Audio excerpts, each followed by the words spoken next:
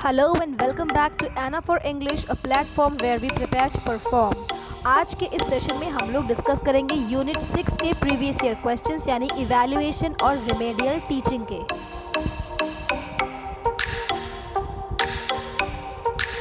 पहला क्वेश्चन आपको मिलता है peer assessment takes place. Peer assessment, peer का मतलब क्या होता है? आपके साथ में पढ़ने वाले बच्चे। तो पीयर असेसमेंट कब होगा?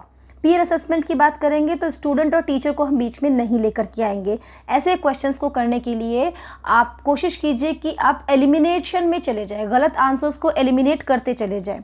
अ student's work is evaluated by one और मोर स्टूडेंट्स ऑफ हिज और हर ग्रुप। तो पीयर असेसमेंट में ये चीज़ हो सकती है। ऑप्शन बी पढ़ते हैं, a student's work is evaluated by all the teachers. Teachers तो इवैल्यूएट करेंगी ही करेंगी, और ऑल टीचर्स की बात आ जाएगी तो इसका मतलब जितने भी सब्जेक्ट्स वो पढ़ता है उसमें करेंगी। पर ये पीयर असेसमेंट नहीं हुआ, ये तो असेसमेंट बाय टीचर हो गया, तो ये ऑप्शन हमने हटा दिया। A teacher's work is evaluated, teacher का काम हम इवैल्यूएट नहीं कर सकते हैं, ना तो सब मिलकर के कर सकते हैं और ना ही एक अकेला स्टूडेंट कर सकता है। तो यहाँ पर आपका सही ऑप्शन क्या हो जाएगा? ऑप्शन ए, यानी कि एक स्टूडेंट के काम को इवैल्यूएट एक स्टूडेंट या एक से ज़्यादा स्टूडेंट कर सकता है जो कि उसी के ग्रुप का हो। Let's come to question number 2। अगला क्वेश्चन क्या कहता है? Which of the following is not a purpose of evaluation in education. Education में इवैल्यूएशन का क्या पर्पस नहीं है? नॉट अ पर्पस पूछा है, तो ऐसे सवालों में हमको ध्यान रखना है कि क्या पूछा है, नहीं है ये पूछा गया है। हम बहुत जल्दी में हड़बड़ाहट में पर्पस को ही सॉल्व, मतलब इसमें आंसर को टिक कर देंगे। Whether you have to focus, not a purpose.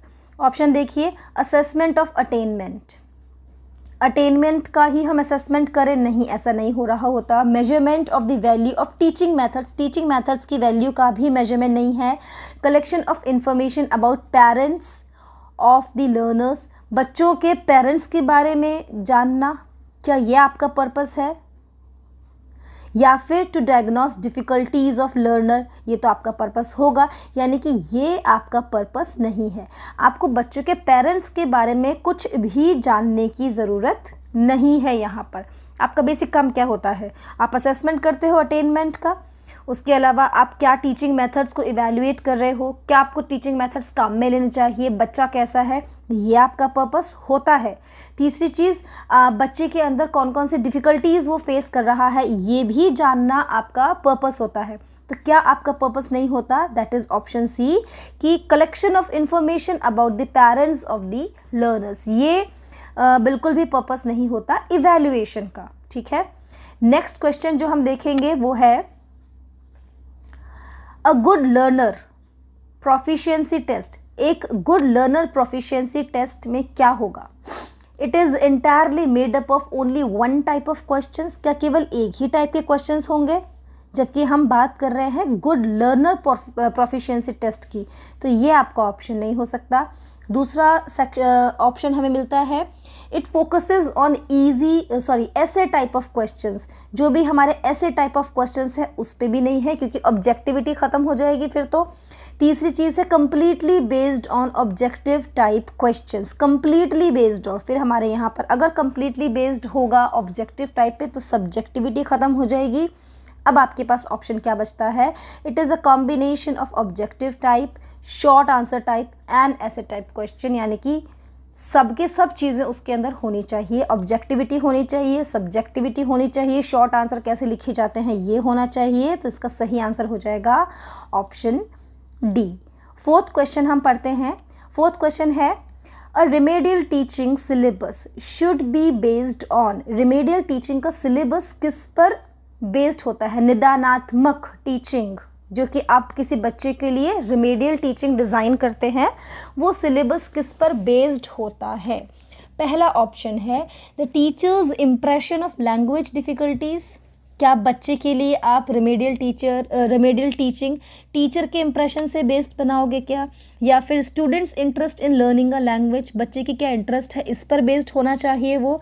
या फिर होना चाहिए वो analysis of errors made by learners, या फिर N analysis of future needs of the learner? किस चीज़ पर आप रिमेडियल टीचिंग को डिज़ाइन करोगे?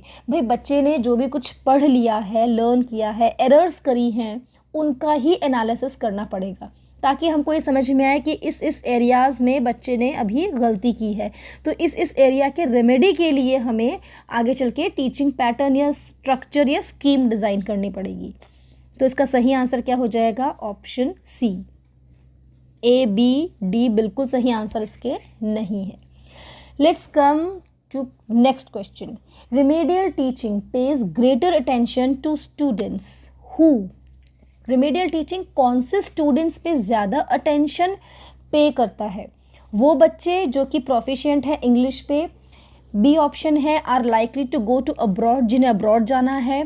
तीसरा ऑप्शन है हैव फॉलन बिहाइंड अदर्स, जो क्लास में बाकी बच्चों से थोड़ा पीछे रह गए हैं। या चौथा ऑप्शन है are irregular in attending the class, जो बच्चे क्लास में रेगुलर नहीं आते।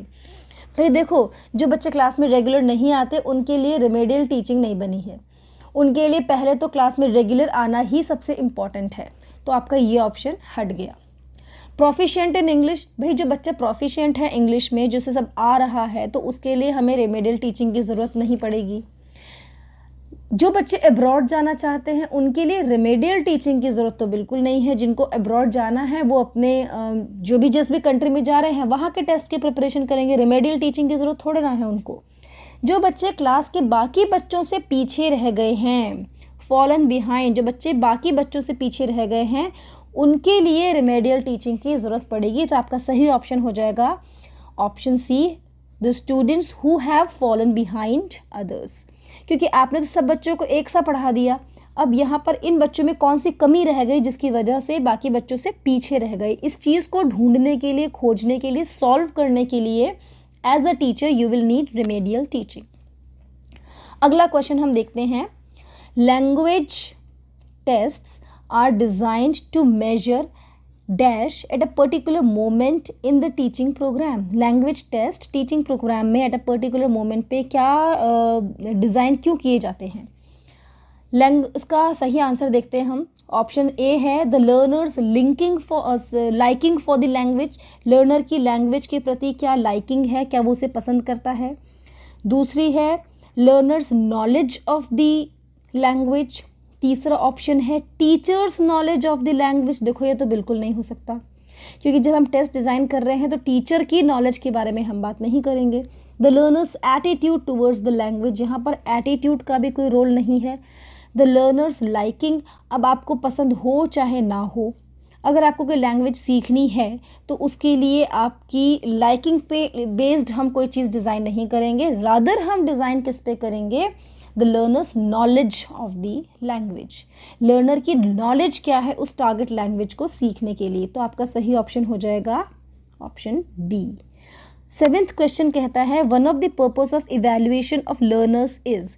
ये आप सब बहुत आराम से, आसानी से बता सकते हो। इवैल्यूएशन का पर्पस क्या है? Assessment of the text books, या फिर preparing a list of learners read, या फिर assessment of the learners attainment, या आइडेंटिफिकेशन ऑफ लैंग्वेज फंक्शन।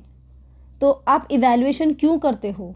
ताकि लर्नर ने क्या सीखा है, कितना उसने अटेन कर लिया, उसका हम असेसमेंट कर सकें। तो इसका सही आंसर होगा ऑप्शन सी। अगला क्वेश्चन हम देखते हैं। मल्टीपल चॉइस क्वेश्चंस कैसे होते हैं, क्या करते हैं वो? मल्टीपल चॉइस क्वेश्चन क्या आपकी सब्जेक्टिविटी को रिड्यूस कर देंगे? Reduce the subjectivity in evaluation, या वो सब्जेक्टिविटी को इंक्रीज़ कर देंगे, या फिर वो ऐसे टाइप क्वेश्चंस को अलाउ करेंगे, या फिर वो allow students to choose multiple questions. देखो मल्टीपल क्वेश्चंस चूज़ करने वाली बात नहीं है, क्योंकि वो MCQ है तो ऐसे टाइप आंसर्स भी नहीं आते। अब बची दो चीज़ें। क्या MCQs यानी मल्टीपल चॉइस क्वेश्चंस इवैल्यूएशन की सब्जेक्टिविटी को रिड्यूस करेंगे या इंक्रीज़ करेंगे?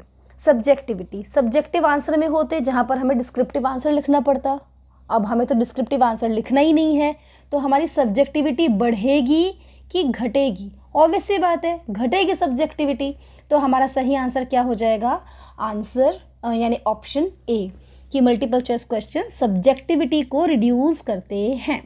अगला क्वेश्चन हम देखते हैं। रिकॉल टाइप टेस्ट कैसा टेस्ट होता है? ये किस चीज़ का टेस्ट है? Recall type test. क्या ये रिकॉल करने का मतलब याद करना, दोहराना, उसको दिमाग में घुमाना? अब मैं कहते ना I can not recall your name, मुझे याद नहीं आ रहा, यानी कि आप मेमोरी पर जोर देते हो। ऑप्शंस पढ़ते हैं। Recall type test is a test of memory, imagination, understanding, speed. किस चीज़ का टेस्ट है?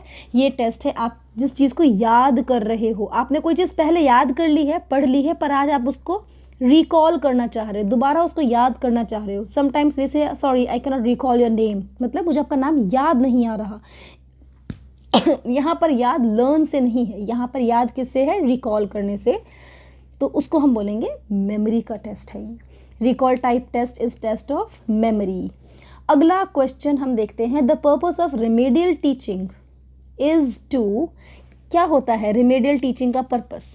To introduce new language items, या फिर the test recently taught items जो कि अभी अभी पढ़ाए हैं हमने, या फिर teach again the language items not properly learned, जिनको दोबारा पढ़ाना पड़ेगा उनको जिनको हमने ढंग से पढ़ा नहीं है, या फिर रिमेडियल टीचिंग का पर्पस होता है teach again the language items already learned. जो दोबारा पढ़ाए जाने वाली चीज़ें होंगी वो क्या होंगी? जो आपको पहले से आती है पर आप समझ नहीं पाए, आपसे मतलब स्टूडेंट समझ नहीं पाया है, ठीक है। यानी कि बच्चे को आपने कुछ पढ़ाया और बच्चे को वो चीज़ समझ में नहीं आई, यानी कि आपने जब बच्चे को कोई चीज़ पढ़ाई थी और उसको ठीक से समझ में नहीं आई या उसको याद नहीं हुआ, तो इसका सही आंसर क्या हो जाएगा? Option C. देखो, जो चीज़ पहले से आपने पढ़ रखी है उसको तो आप 3-4 बार मगअप करेंगे, रिवाइज करेंगे तो आपको समझ में आ जाएगा। नहीं तो बेसिकली ये कहा जाए जो पहले से पढ़ी हुई चीज़ है वो आपको याद आ जाएगी। बट जो चीज़ आपने पढ़ी है और आपको समझ ही नहीं आई है, तो जो चीज़ समझ ही नहीं आई है वो मेमोरी में क्या नहीं हुई? वो अभी तक रजिस्टर ही नहीं हुई। और जो चीज़ मेमोरी में रजिस्टर नहीं है तो उसको आप पहले रजिस्टर करोगे। उसी के लिए हमने क्या बना रखी है? रिमेडियल टीचिंग बना रखी है। तो ठीक से दिमाग में वो चीज़ घुसे, रजिस्टर हो जाए, उसके लिए हमें क्या करना पड़ेगा? Teach again the language items which are not properly learned, यानी कि इसका सही ऑप्शन है option C. Let's come to 11th question. Evaluation in teaching program. क्या करता है इवैल्यूएशन टीचिंग प्रोग्राम में? Takes place only at the end of the year, क्या खाली एंड में आता है?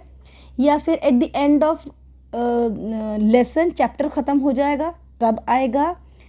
It is a continuous process and goes on during lessons also, या फिर it is not an integral part of teaching. क्या वो इंटीग्रल पार्ट ऑफ टीचिंग नहीं है? तो देखो ये ऑप्शन तो आपने सीधे सीधे हटा दिया। क्या जो इवैल्यूएशन है वो केवल एंड ऑफ द ईयर होना चाहिए? नो, इवैल्यूएशन तो हर स्टेप पे होना चाहिए। Eight the end of the lesson, her lesson के बाद होना चाहिए।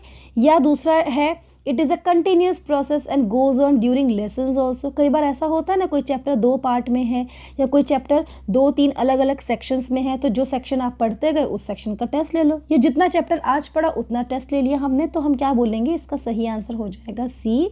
It's a continuous process and goes on even during the lessons also. जो आप पढ़ रहे हो लेसन्स, उनके दौरान भी ये चीज़ चलती रहती है। अगला क्वेश्चन देखिए, 12th क्वेश्चन है। इन अ मैचिंग टेस्ट, कॉलम से मैच द फॉलोइंग वाले क्वेश्चंस आते हैं ना, कॉलम ए को कॉलम बी से मैच करना है। The question is, in a matching test students are asked to.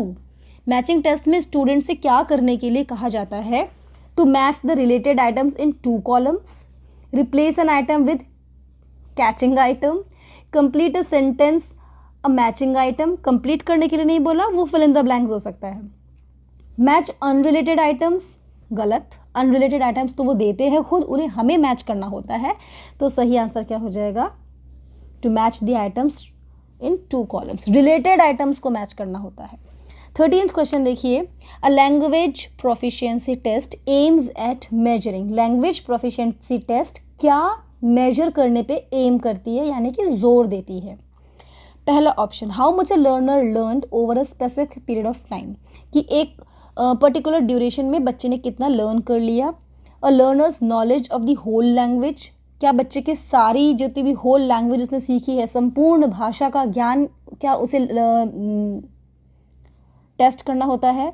C option है, a learner's knowledge of the rules of speaking, क्या स्पीकिंग के रूल्स का टेस्ट होता है वो। या फिर a learner's knowledge of the content of the book, book में क्या कंटेंट है।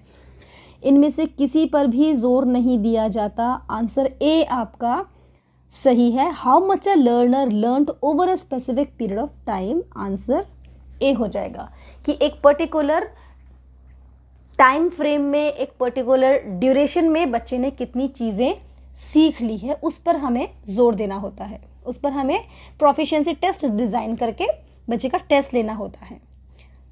14th क्वेश्चन देखिए, इवैल्यूएशन इन एजुकेशन इज, कैसा होना चाहिए इवैल्यूएशन? CCE की बात करें तो continuous but not cumulative, cumulative but not continuous, neither continuous not cumulative. अब अगर आप CCE का फुल फॉर्म बताएं तो क्या बन जाएगा? Continuous and cumulative evaluation, continuous and cumulative यानी कि बोथ, ऑप्शन डी। कभी कभी क्वेश्चन बिल्कुल डायरेक्ट आपको दे दिए जाते हैं जो आपको पढ़ते ही एकदम समझ में आ जाएंगे कि आपने ये टॉपिक अगर पढ़ा है तो उसका आंसर भी आपको आ जाएगा, क्योंकि कई बार सीधे टॉपिक से रिलेटेड क्वेश्चंस दे देते हैं। नेक्स्ट क्वेश्चन देखिए, one of the requirements of good language proficiency test is that it must be, proficiency, language proficiency test कैसा होना चाहिए? कॉम्प्लेक्स होना चाहिए यानी जटिल, ताकि बच्चा उसे सॉल्व ही ना कर सके? नहीं भाई, कॉम्प्लेक्स तो नहीं होना चाहिए। रिलायबल होना चाहिए कि जब टेस्ट का रिजल्ट आए तो हम सब उस पर रिलाय कर सकें? हाँ, ये होना चाहिए। एम्बिगुअस यानी कि बहुअर्थी, जिसके एक, दो या दो से ज़्यादा मीनिंग निकलते हों? नहीं, ऐसा भी नहीं होना चाहिए। इंजॉयबल, भाई इंजॉयबल टेस्ट तो सारे इंजॉयबल होते हैं अगर आपको सही आंसर आ जाए तो। जैसे अभी जब आप एग्ज़ाम दोगे और अगर आपको सही आंसर आते होंगे तो आप उस टेस्ट को इंजॉय कर रहे होंगे, है ना? तो इंजॉयबल भी नहीं है। सही आंसर क्या हो जाएगा? Option B, that is reliable. 16th question आपसे कहता है the attainment test aims to, attainment test किस चीज़ पर एम करता है? ऑप्शन ए देखिए, how much a learner has learned of what he has been taught, बच्चे को जो पढ़ाया गया है उसका उसने कितना पोर्शन लर्न कर लिया है। Option B, how much a learner needs to learn to pass an examination, कि केवल पास करने के लिए उसे कितना ज़रूरी है। पास करना इज़ अ डिफरेंट थिंग और बच्चे को सिखाना is a different thing. Third option देखिए, the speaking ability of a learner, क्या हम बच्चे को सिर्फ बोलने के लिए सिखा रहे हैं कि वो स्पीकिंग सीख जाए, बोलना सीख जाए, तो उसे अंग्रेज़ों के बीच में छोड़ दो, सीख जाएगा वो इंग्लिश धीरे धीरे। या फिर teaching ability of a teacher, teacher की एबिलिटी, देखो ये तो कभी हो ही नहीं सकता, है ना? ये भी नहीं है, ये भी नहीं है। सही ऑप्शन आपको अपने आप समझ में आ गया, ऑप्शन ए। बच्चे ने कितना सीख लिया है। क्वेश्चन नंबर 17 देखिए, unit test is an expression of, आपने आजकल बच्चों के मुंह से सुना होगा हमारे समेटिव्स चल रहे हैं, फॉर्मेटिव्स चल रहे हैं, नॉर्मेटिव्स चल रहे हैं, तो आपने क्या कभी इफ़ेक्टिव और अफेक्टिव इन सब चीज़ों को सुना है? जो चीज़ें आपने सुनी ही नहीं है वो ऑप्शन में कितनी बार भी आ जाएं वो सही आंसर नहीं हो सकती हैं। तो जो भी टेस्ट होते हैं यूनिट टेस्ट, वो कैसे होते हैं? They are formative, option B. बहुत ही कॉमन चीज़ें हैं जो आप अपने आसपास देखते हैं आजकल के स्कूल जाने वाले बच्चों के एजुकेशन सिस्टम में। बस वही चीज़ें तो यहाँ पर हमने अप्लाई की हैं। जब आप और हम स्कूल जाते थे तो यूनिट टेस्ट बोलते थे, है ना? फिर बहुत दिनों बाद जब तरीका चेंज हुआ तो उसको क्या बोलने लगे? Formative test. अगला क्वेश्चन देखिए, हाईली रिलायबल टेस्ट कैसा होता है जिसके ऊपर आप बहुत ज़्यादा रिलाय कर सके? A highly reliable test is objective type, या फिर ऐसे टाइप, या फिर ट्रू एंड फॉल्स टाइप, या फिर none of the above.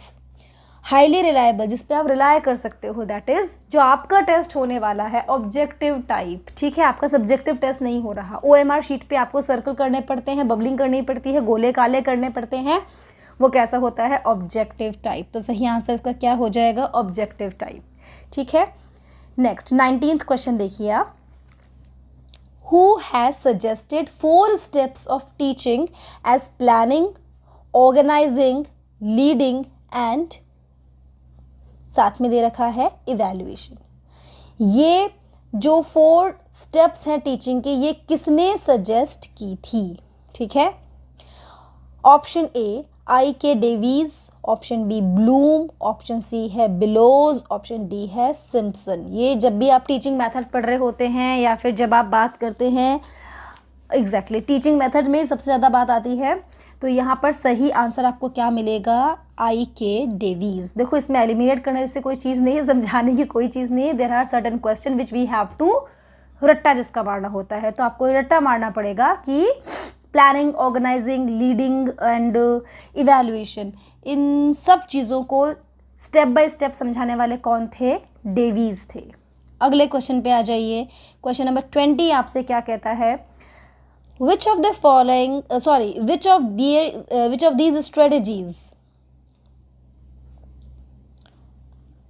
these strategy of remedial teaching,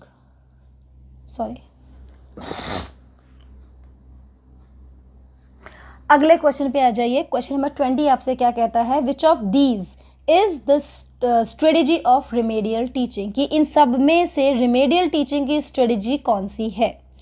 action research, programmed test, both A and B, या फिर नन ऑफ देम। तो यहाँ पर ये एक्शन रिसर्च भी होती है और प्रोग्राम्ड टेस्ट भी होता है। इसका मतलब सही आंसर आपका क्या है, C option, both A and B. Next 21 number का क्वेश्चन आपसे कहता है, the aim of remedial teaching is, भाई रिमेडियल टीचिंग की एम क्या है। रिमेडियल टीचिंग की एम ये है क्या, option A to diagnose learning difficulties, option B to eliminate ineffective habits, option C reteach incorrectly learned skills. Option A का मतलब होता है कि बच्चे को कहाँ तक सीखने में दिक्कत आ रही है हम उसका पता लगाएं। ऑप्शन बी है कि जो भी बच्चे के सीखने के बीच में, सीखने के प्रोसेस के बीच में जो भी इनइफेक्टिव हैबिट्स हैं हम उसका हटा दें, हम उसको निकाल दें, एलिमिनेट कर दें।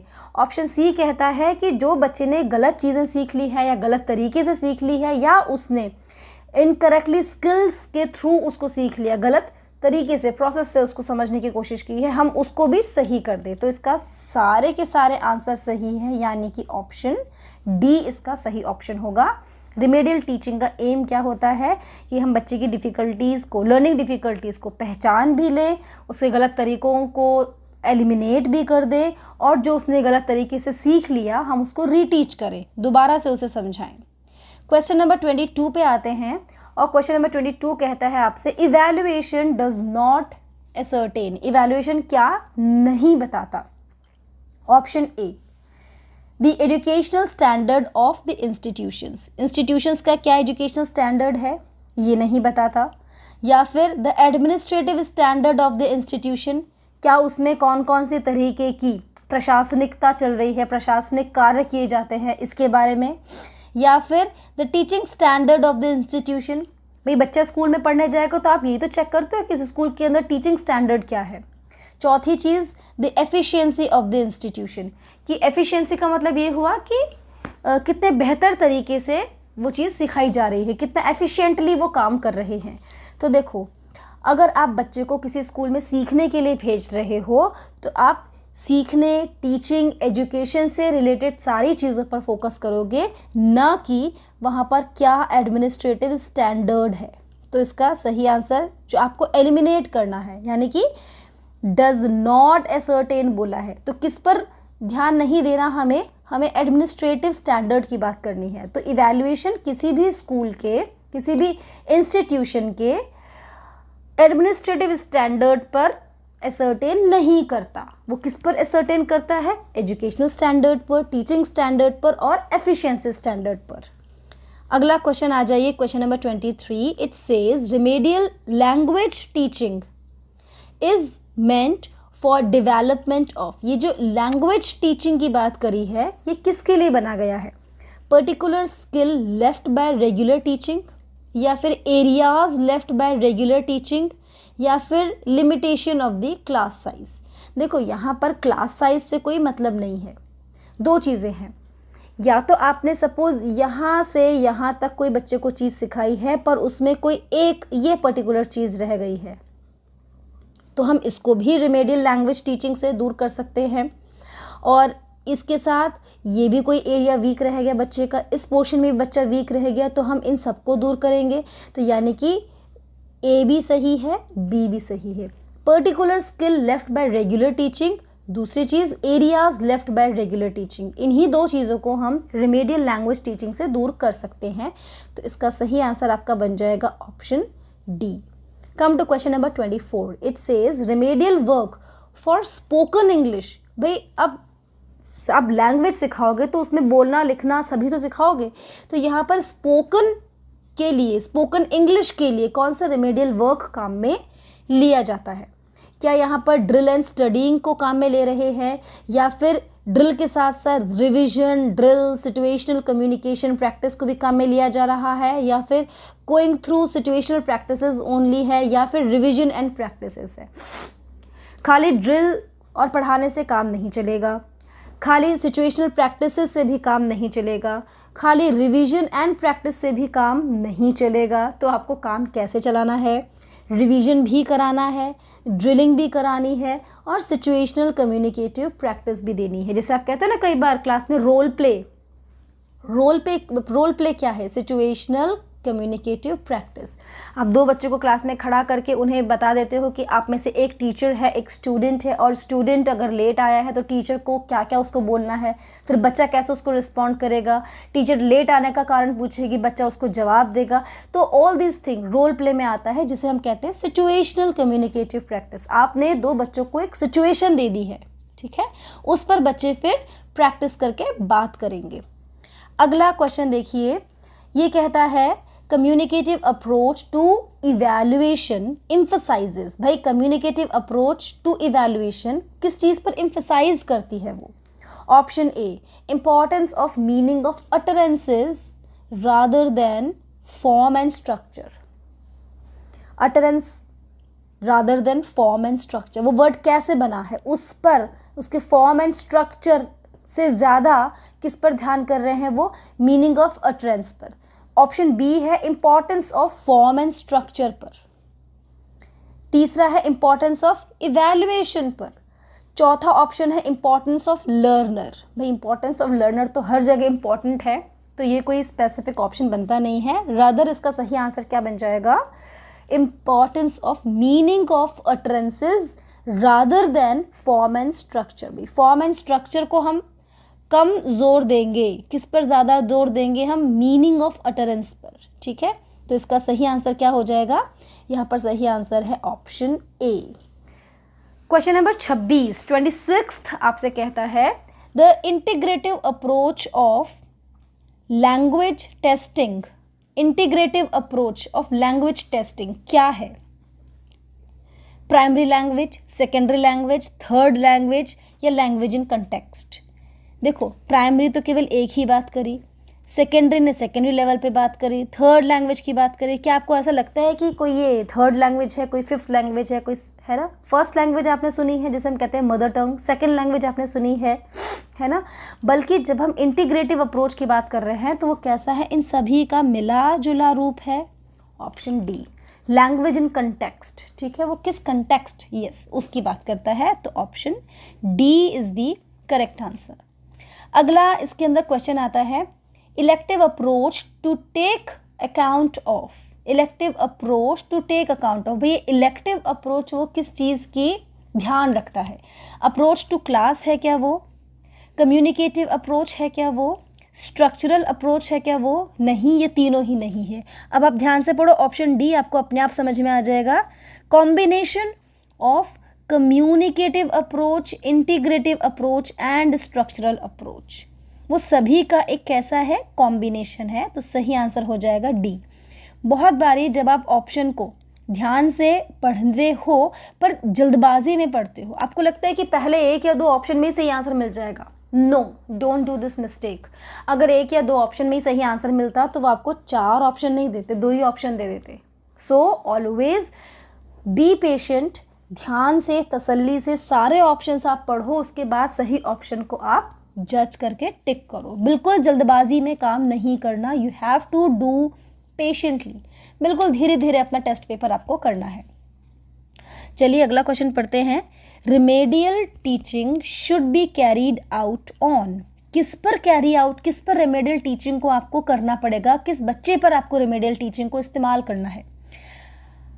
आइडेंटिफिकेशन ऑफ सीनियर लर्नर्स, किस चीज़ के लिए आपको रेमेडियल टीचिंग पे काम करना है?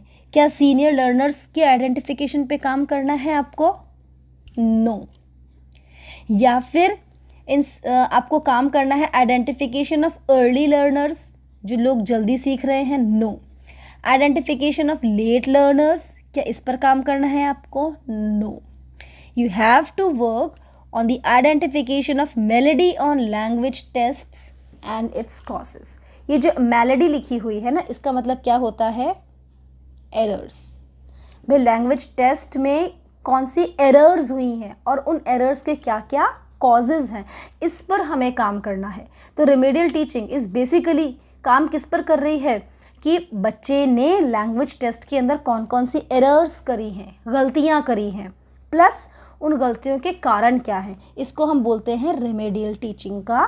देखा जाए तो क्या जो क्वेश्चन में बोला है, हाँ एग्जैक्टली किस चीज़ के ऊपर रेमेडियल टीचिंग काम करती है, हमें क्या करना होता है, आइडेंटिफिकेशन करना है ना, और हम क्यों करेंगे रेमेडियल टीचिंग। 29 नंबर का क्वेश्चन देखिए, during preparation of test papers. हमारे स्कूल में भी जब हम पढ़ रहे होते थे तो हमें पता था कि मैम टेस्ट पेपर बना रही हैं, है ना। तो किस चीज़ को ध्यान में रख के टेस्ट बनाया जाता है, ये आप भी से भी तो कई लोग अभी टीचर्स हैं, कहीं प्राइवेट स्कूल में होंगे, कहीं कोई ना कोई ट्यूटर्स होंगे आप में से। तो जब आप बच्चों का टेस्ट पेपर बनाते हो तो आप उसके अंदर क्या क्या चीज़ें ध्यान में रखते हो, है ना। During preparation of test paper teacher takes care of item development. जो भी आप आइटम से मतलब यहाँ पर किस चीज़ से है, यहाँ पर आइटम से मतलब है क्वेश्चन से। जो भी तरीके के आप क्वेश्चन डिज़ाइन कर रहे हो उसके डेवलपमेंट को आप किस चीज़ को ध्यान में रखते हुए बनाते हो, नॉमिनेटेड इवैल्यूएटर को तरह से, या फिर इंस्ट्रक्शन ऑब्जेक्टिव के बेसिस पे, या फिर number of copies to be distributed, seating. देखो ये दोनों तो बिल्कुल बेकार ऑप्शंस है, सी और डी। तो नॉमिनेटेड इवैल्यूएटर कि भाई आपको एज एन इवैल्यूएटर नॉमिनेट किया गया है, तो ऑप्शन ए भी बिल्कुल बेकार है। इंस्ट्रक्शन ऑब्जेक्टिव्स, ठीक है, कि आपने बच्चे को क्या इंस्ट्रक्शंस दे रखे हैं, टेस्ट पेपर बना रहे हैं आप, तो उसके साथ बच्चे को आपने क्या क्या इंस्ट्रक्शंस, हाँ उन्हीं सब चीज़ों को ध्यान में रखते हुए आप एक टेस्ट पेपर डिज़ाइन करते हो। Now come to question number 30। ये कहता है, in remedial teaching concentration on trouble spot is best done by. Trouble spot, कौन सी जगह बच्चे को दिक्कत आ रही है, इस चीज़ पर कंसंट्रेशन सबसे ज़्यादा अच्छे तरीके से कैसे किया जा सकता है? By arranging some intensive practice, या फिर बाय अरेंजिंग मेडिसिन, या फिर बाय अरेंजिंग ट्रबल स्पॉट को ही हम आइडेंटिफिकेशन ट्रबल से करेंगे, बाय अरेंजिंग बबल स्पॉट। हाँ, ये ऑप्शन सही नहीं लग रहा आपको, मेडिसिन वाली चीज़ हमें यहाँ पर सही नहीं लग रही है। क्या है? By arranging intensive practice.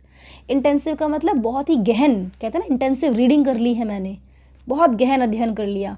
तो बच्चे को इतनी अच्छी प्रैक्टिस आप करा दें कि वहाँ पर जो भी उसका ट्रबल स्पॉट है वो सब चीज़ें कैसी हो जाए, हम उसके ऊपर कंसंट्रेट कर सकें। भाई आप बच्चे को एक चीज़ पढ़ा रहे हैं पर इस पर्टिकुलर चीज़ पर उसे सीखने में दिक्कत आ रही है, इसके बाद भी वो चीज़ सीख गया, इसके पहले भी सीख गया, पर जब तक ये चीज़ को नहीं सीखेगा बच्चे की लर्निंग में क्या बना रहेगा? गैप। तो इसको आप कैसे दूर कर सकते हैं? इंटेंसिव प्रैक्टिस के थ्रू। तो ऑप्शन बी नहीं है, this is intensive practice. Option A is the correct answer. Question number 31 देखिए, recent scheme of evaluation outlined by CBSE, central board of secondary education ने कौन सी रिसेंट स्कीम अभी design करी है? इसका फुल फॉर्म हमने पहले भी डिस्कस किया है, that is continuous and comprehensive evaluation. देखो पहले हमको कंटिन्यूअस वर्ड लाना है, ठीक इसके पहले वाले ऑप्शन में कॉम्प्रहेंसिव एंड कंटिन्यूअस है तो दोनों चीज़ें, पर पहले सी का मतलब क्या है और दूसरे सी का मतलब क्या है, ये हमें ध्यान में रखना होगा। This is not a question कि स्कूल की स्पेलिंग में आप हमेशा गलती करते हो, जो पहले वाला ओ है ना वो आप बाद में लिख देते हो, जबकि आपको पहले लिखना है, ऐसा नहीं है। तो पहले वाला सी किस पर फोकस करता है और बाद वाला सी किस पर फोकस करता है। ध्यान से देखिए, कम्युनिकेटिव चीज़ इसमें बीच में आती ही नहीं है, तो जब कम्युनिकेटिव आता ही नहीं है तो पहले बाद में कहीं भी आ जाए तो सी और डी तो ऑप्शन हो ही नहीं सकते। अब आपको ये याद रखना पड़ेगा, इसको कोई भी समझने की चीज़ नहीं है, याद रखो कि पहले आएगा क्या चीज़, कंटिन्यूअस, फिर आएगा कॉम्प्रिहेंसिव। तो ऑप्शन बी जो है वो इसका सही आंसर है, कंटिन्यूअस एंड कॉम्प्रिहेंसिव इवैल्यूएशन। सतत, सतत मतलब कंटिन्यूअस। तो आपने हिंदी में भी कई बार इसका नाम पढ़ा होगा। 32 नंबर का क्वेश्चन कहता है remedial teaching should be carried out after identification. किस चीज़ की आइडेंटिफिकेशन के बाद में रिमेडियल टीचिंग को हमें बच्चे तक पहुंचाना है? After text and test, after text and learning, after malady on language test and its causes, merits of teacher. Teacher के मेरिट्स की यहाँ पर कोई टीचर के गुणगान नहीं गाने हमें, कोई टीचर की कमियाँ नहीं निकालनी हमें। A teacher is always a good teacher, तभी तो वो आपको पढ़ाने के लिए आया हुआ है। यहाँ पर हम मेरिट्स ऑफ टीचर की बात नहीं करेंगे, टेक्स्ट एंड टेस्ट की बात नहीं करेंगे, टेक्स्ट एंड लर्निंग की बात नहीं करेंगे। यही एक सेम क्वेश्चन हम पहले कर चुके हैं, मेलेडी यानी कि मिस्टेक्स या फिर एरर्स। बच्चे ने लैंग्वेज टेस्ट में कौन कौन सी एरर करी है और उन एरर का रीज़न क्या है, what are the causes of those errors. इसके आइडेंटिफिकेशन के लिए ही हमें रेमेडियल टीचिंग की ज़रूरत पड़ती है। तो इसका सही ऑप्शन क्या हो जाएगा? Option C. अब हम बात करेंगे क्वेश्चन नंबर 33 की। Remedial program is designed keeping in mind. किस चीज़ को दिमाग में रखते हुए रेमेडियल प्रोग्राम को डिज़ाइन किया गया है, यानी कि बनाया गया है? हर बच्चे की स्ट्रेंथ को दिमाग में रखते हुए, हर बच्चे की वीकनेस को दिमाग में रखते हुए, या हर बच्चे की स्ट्रेंथ एंड वीकनेस दोनों को दिमाग में रखते हुए, या नन ऑफ दी अबव? भाई ना खाली स्ट्रेंथ से काम करेगा, क्योंकि अगर बच्चे की सारी स्ट्रेंथ होंगी तो उसे रेमेडियल टीचिंग की ज़रूरत ही नहीं पड़ेगी। न केवल वीकनेस से काम चलेगा। भाई जब बच्चे के अंदर बहुत सारी वीकनेसेस हैं या आपको बच्चे की वीकनेस पता चल गई है, पर साथ ही साथ आपको बच्चे की स्ट्रेंथ भी पता होनी चाहिए, ताकि आप उसे पॉजिटिव रेनफोर्स करके सिखाने में थोड़ी और ईजी गोइंग प्रोसेस को काम में ले सके, है ना। जब आप बच्चे को पॉजिटिवली रेनफोर्स करते हो, उसे शाबाशी देते हो, उसे उसके दूसरे अच्छे तरीके को यहाँ पर काम में लोगे, तो उसकी वीकनेस को उसकी स्ट्रेंथ कवर अप कर लेगी। इसीलिए सही आंसर क्या बन जाएगा? Option C. बच्चे की दोनों चीज़ें दिमाग में रहती है हमें कि क्या बच्चे का वीक पॉइंट है और क्या बच्चे की स्ट्रेंथ है। Option C is the correct answer. Question number 34 की हम बात करते हैं। Remedial teaching is a, remedial teaching क्या है? क्या remedial teaching preparation of teaching है, या प्री टीचिंग प्रोग्राम है, या सिस्टमेटिक प्रोग्रेस है, या रैंडम प्रोग्रेस है? रैंडम का मतलब तो अचानक से कुछ भी हमने उठा लिया, नो, ऐसा तो नहीं है। प्रिपरेशन ऑफ टीचिंग या प्री टीचिंग प्रोग्राम दोनों लगभग सेम सा लग रहा है ना। प्री टीचिंग पढ़ाने से पहले का प्रोग्राम है या फिर पढ़ाने की प्रिपरेशन है, ये दोनों चीज़ें नहीं है। रेमेडियल टीचिंग एक बहुत ही सिस्टमेटिक प्रोसेस है। सिस्टमेटिक प्रोसेस क्यों है रेमेडियल टीचिंग? कि आपको पता है बच्चा क्या नहीं सीख रहा, तो मैं उसे किस तरीके से समझाऊं, किस तरीके से पढ़ाऊं कि उसकी जो भी गलतियां उसने करी हैं वो समझ में भी आ जाए और उनका सोल्यूशन भी मिल जाए, उसके कॉजेज समझ में आ जाएंगे तो उसको दोबारा नहीं करेगा। यानी कि you have to follow a proper system, इसीलिए हम इसे क्या बोल रहे हैं? Systematic process. Option C is the correct option. इस आंसर के बाद अब हम चलते हैं क्वेश्चन नंबर 35 पे, और 35 नंबर का क्वेश्चन आपसे बोलता है the basic requirement of a language proficiency test is that it must be. Article a यहाँ पर नहीं आएगा क्योंकि हमने प्रोफिशिएंसीज लिख दिया, तो हम आर्टिकल ए को रख लेते हैं, हम प्रोफिशिएंसी कर देते हैं। लैंग्वेज प्रोफिशिएंसी टेस्ट की बेसिक रिक्वायरमेंट क्या होती है? वो रिलायबल होना चाहिए, कॉम्प्लेक्स होना चाहिए, एम्बिगुअस होना चाहिए, सिंपल होना चाहिए। क्वेश्चन पहले आ चुका है लेकिन क्वेश्चन अलग तरीके से फ्रेम किया था, ऑप्शन सारे सेम है ना। तो कई बार क्या होता है, सेम क्वेश्चन रिपीट करने में कोई दिक्कत नहीं होती है, पर उसकी लैंग्वेज को थोड़ा सा चेंज कर देते हैं। तो इसका सही आंसर, हाँ बिल्कुल सही, आपने सही बताया है, इट शुड बी रिलायबल। जटिल नहीं होना चाहिए, एक से ज़्यादा मतलब वाला नहीं होना चाहिए, और इतना सिंपल भी नहीं होना चाहिए कि आप 6 स्टैंडर्ड के बच्चे से बोल रहे हैं कि आप 2 लेटर वर्ड्स लिखिए या फिर आप 3 लेटर वर्ड्स लिखिए। तो इतना सिंपल भी नहीं होना चाहिए। बच्चे की उम्र और बच्चा किस क्लास में पढ़ रहा है उसको ध्यान में रखते हुए आपको टेस्ट बनाने हैं। Option A is the correct answer. Question number 36 कहता है रेमेडियल टीचिंग इन्वॉल्व्स। भाई रेमेडियल टीचिंग के अंदर क्या क्या चीज़ें इन्वॉल्व होती है, किस किस चीज़ को हम इन्वॉल्व करते हैं? इम्प्रूवमेंट ऑफ लर्निंग स्किल्स को करते हैं, या फिर रेक्टिफाइंग पर्टिकुलर प्रॉब्लम एरिया को करते हैं, या फिर दोनों को करते हैं, या फिर किसी एक चीज़ को करते हैं। या तो हम ईदर ए एंड और बी लिखा है, तो यहाँ हम बात कर रहे हैं बोथ की, है ना। तो यहाँ पर ऑप्शन में क्या आ जाना चाहिए था, बोथ भी आ जाना चाहिए था, बोथ और ईदर ए एंड और बी, यानी कि ऑप्शन ए भी सही है, ऑप्शन बी भी सही है, इसलिए आपका सही आंसर हो जाएगा सी, कि आपको इम्प्रूवमेंट ऑफ लर्निंग स्किल्स ये भी plus rectifying a particular problem area ये भी, इन्हीं दोनों चीज़ों को ध्यान में रख के रिमेडियल टीचिंग को हम बनाते हैं। रिमेडियल टीचिंग के अंदर ये दोनों चीज़ें इन्वॉल्व। चलिए अब हम बात करते हैं क्वेश्चन नंबर 37 पे। क्वेश्चन नंबर 37 कहता है communicative approach to evaluation stresses on. भाई कम्युनिकेटिव अप्रोच जो है इवैल्यूएशन के लिए वो किस चीज़ पर जोर देती है, कंटेंट, रेलेवेंसी एंड वोकेबलरी पर, या फिर फ्लुएंसी एंड फ्लेक्सिबिलिटी पर, या फिर दोनों पर, या दोनों पे ही नहीं। यानी कि कंटेंट भी होना चाहिए, आपको अपने आप पढ़ के लगा होगा कि भाई उसके अंदर कंटेंट भी है, रेलेवेंसी भी है, वोकैब भी है, फ्लुएंसी भी है और फ्लेक्सिबिलिटी भी है। लैंग्वेज को काम में लेते वक्त this fluency and flexibility is also very important. Otherwise आप रुक रुक के बेढंगे तरीके से किसी लैंग्वेज को बोलोगे तो वो चीज़ ना तो समझ में प्रॉपर आएगी, जिस वे से आपने कम्युनिकेट करने की कोशिश की है वो चीज़ टूट जाएगी। इसीलिए इसमें क्या क्या होना चाहिए, कंटेंट भी होना चाहिए, रेलेवेंसी भी होनी चाहिए, वोकैब भी होनी चाहिए, fluency as well as flexibility. तो इसका सही आंसर हो जाएगा option C, both A and B. It says why is testing necessary. भाई टेस्टिंग नेसेसरी क्यों है, टेस्टिंग की क्या ज़रूरत है, वाई टेस्टिंग इज नेसेसरी।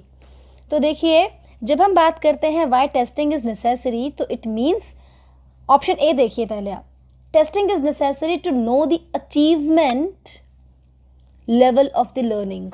अच्छा, कि क्या चीज़ लर्न कर ली गई है उसके अचीवमेंट के लिए टेस्टिंग ज़रूरी है। Testing is necessary for proper utilization of language resources. जितने भी सारे लैंग्वेज रिसोर्सेज हैं उसके प्रॉपर यूटिलाइजेशन के लिए टेस्टिंग ज़रूरी है। या फिर testing is necessary to know the competence of the teacher, teacher कितने कॉम्पिटेंस है, टीचर के अंदर कितनी अच्छी योग्यताएं हैं। या फिर testing is necessary to promote the learner, कि बच्चे को बस आप प्रमोट कर दें, इस चीज़ के लिए टेस्टिंग। यहाँ पर प्रमोट से मतलब क्या है, अगली क्लास में आप प्रमोट कर रहे हैं, तो ये भी इम्पॉर्टेंट नहीं है, ये भी इम्पॉर्टेंट नहीं है। अब आपके पास बचे हैं दो ऑप्शन, ऑप्शन ए पढ़िए। यहाँ पर देखिए टेस्टिंग बेसिकली हम बात कर रहे हैं इवैल्यूएशन की, तो यहाँ पर टेस्टिंग से मतलब क्या है, इवैल्यूएशन।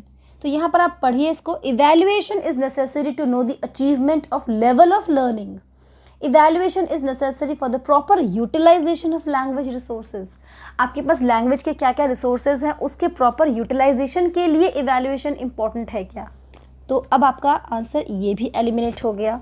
क्या बचा आपके पास में, इवैल्यूएशन या फिर testing is necessary to know the achievement level of learning. आपने बच्चे को कितनी चीज़ें सिखा दी हैं उसके अचीवमेंट लेवल को जानने के लिए टेस्टिंग या फिर इवैल्यूएशन नेसेसरी है। तो इसका सही आंसर क्या हो जाएगा। सारे क्वेश्चंस पहले किसी ना किसी एग्ज़ाम में आ चुके हैं, कोई ग्रेड 2 में आया है तो कोई रीट में आया है, कोई रीट से पहले जब 2012-13 में आरटेट लगता था तब आया है। लेकिन इस सारे के सारे क्वेश्चंस बहुत इंपॉर्टेंट थे। आपको ये समझ में आएगा कि क्वेश्चन रिपीट होता है तो उसकी लैंग्वेज थोड़ी सी मोल्ड कर दी जाती है, उसे थोड़ा सा घुमा दिया जाता है, एज इट इज़ प्रेजेंट नहीं करते। दूसरी चीज़, इवैल्यूएशन इस टॉपिक में से किस तरह के क्वेश्चन पहले आ चुके हैं, तो जो पहले आ चुका है ट्रेंड उसी के हिसाब से आगे आने वाले पेपर में जो आपका नेक्स्ट वीक होने वाला है उसमें कौन कौन से क्वेश्चंस किस तरीके से आएंगे। देखो आपको इन सारे क्वेश्चंस में चेंजिंग पैटर्न या ट्रेंड भी समझ में आया होगा, क्योंकि क्वेश्चन मैंने प्रीवियस टू लेटेस्ट पे काम किया है ना। सबसे पुराने को पहले डिस्कस किया था और अभी लेटेस्ट में कैसे क्वेश्चंस आए हैं। तो यही सारी चीज़ें हैं। आप देखते ही आपका अपना channel Ana for English, a platform where we prepare to perform.